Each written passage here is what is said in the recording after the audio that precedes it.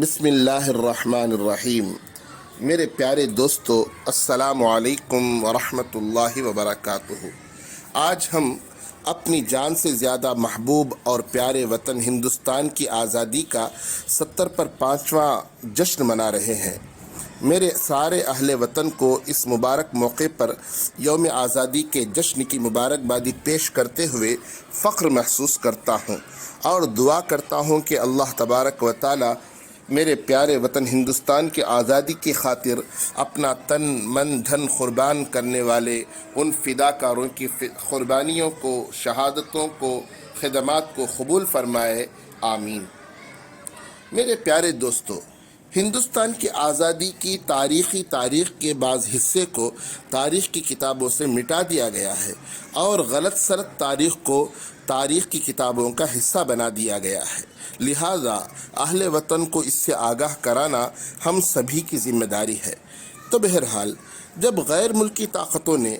ہندوستان میں قدم جمانا شروع کیا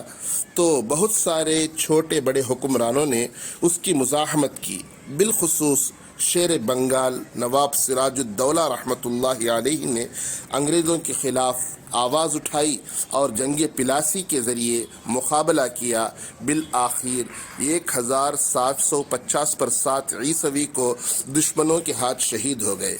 پھر انگریزوں کی سازشوں کو پہچان کر غیر ملکی خطرے کو محسوس کرتے ہوئے بڑے پیمانے پر منظم طریقے سے جس نے انگریزوں کے خلاف مقابلہ کیا وہ حضرت ٹیپو سلطان شہید رحمۃ اللہ علیہ تھے۔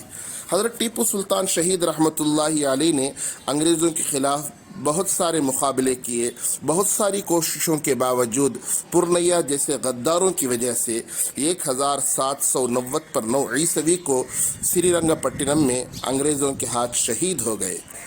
آپ رحمۃ اللہ علیہ کی شہادت کے بعد بھی انگریزوں کے ظلم و ستم کا یہ سلسلہ یوں ہی جاری رہا اور ہندوستان کے بہت سارے علاقوں پر انگریزوں کا قبضہ شروع ہوا تو 1803 کو حضرت مولانا شاہ عبد العزیز محدث دہلوی رحمۃ اللہ علیہ نے ایک تاریخی فتویٰ جاری فرمایا جس میں انگریزوں کے خلاف لڑنا ہر ایک ہندوستانی کی اہم ذمہ داری اور فریضہ ہونے کا اعلان تھا۔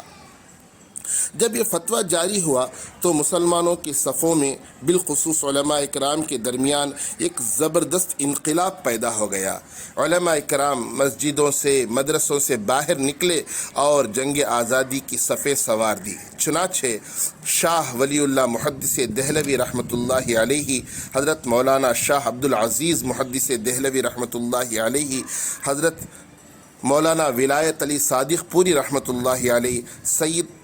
احمد شہید رحمۃ اللہ علیہ، بہادر شاہ ظفر رحمۃ اللہ علیہ، علامہ فضل حق خیرآبادی رحمۃ اللہ علیہ، حضرت مولانا محمد باقر شہید رحمۃ اللہ علیہ، مولانا احمد اللہ شاہ فیض آبادی رحمۃ اللہ علیہ، حضرت حاجی امداد اللہ مہاجر مکی رحمۃ اللہ علیہ، حضرت مولانا قاسم نانوتوی رحمۃ اللہ علیہ، حضرت مولانا رحمۃ اللہ کیرانوی رحمۃ اللہ علیہ، حضرت مولانا شیخ الہند محمود الحسن رحمۃ اللہ علیہ، مولانا عبید اللہ سندھی رحمۃ اللہ علیہ، مولانا رشید احمد گنگوہی رحمۃ اللہ علیہ، مولانا انور شاہ کشمیری رحمۃ اللہ علیہ، مولانا برکت اللہ بھوپالی رحمۃ اللہ علیہ، مولانا مفتی کفایت اللہ صاحب دہلوی رحمۃ اللہ علیہ، مولانا سید حسین احمد مدنی رحمۃ اللہ علیہ، سبحان الہند حضرت مولانا احمد سعید دہلوی رحمۃ اللہ علیہ، سید الاحرار مولانا محمد علی جوہر رحمۃ اللہ علیہ، مولانا حسرت موہانی رحمۃ اللہ علیہ، حضرت امام الہند ابو الکلام آزاد رحمۃ اللہ علیہ، حضرت سید الاحرار رئیس الاحرار حضرت حبیب الرحمن لدھیانوی رحمۃ اللہ علیہ، مسیح الملک حکیم اجمل خان رحمۃ اللہ علیہ، مولانا عبد القادر دہلوی رحمۃ اللہ علیہ، مولانا عبد الباری فرنگی محلی رحمۃ اللہ علیہ، حافظ ضامن شہید رحمۃ اللہ علیہ، مولانا سید اسماعیل شہید رحمۃ اللہ علیہ، مولانا عبد الرحیم رائے پوری رحمۃ اللہ علیہ، غرض ایسے ان گنت اور بے شمار علماء اکرام رحمہم اللہ تعالی علیہم اجمعین اپنی قربانیوں کو پیش کیا اور آزادی کا نعرہ بلند کرتے ہوئے جنگ کے میدان کی صفیں سوار دی۔ چنانچہ 1860 پر 3 میں پیش آنے والے امبالہ سازش کیس ہو یا 1850/7 کا شاملی میدان ہو یا 1860/5 میں پیش آنے والی تحریک عظیم آباد کیس ہو یا 1915 میں پیش آنے والے سلک لیٹر موومنٹ یعنی تحریک ریشمی رومال ہو یا 1919 میں پیش آنے والے قتل جالین والا باغ ہو یا عدم تعاون نان کوآپریشن ہو یا تحریک ہندوستان چھوڑو ہو یا تحریک بالا کوٹ ہو، غرض ہر ایک تحریک میں علماء اکرام نے شرکت فرمائی اور ان کے ماتحت بے شمار مسلمانان ہند و دیگر اقوام کے مرد، عورتیں، بچے، بچیاں، بوڑھے، جوان سب جنگ آزادی کی صفیں سوار دی اور اپنا تن من دھن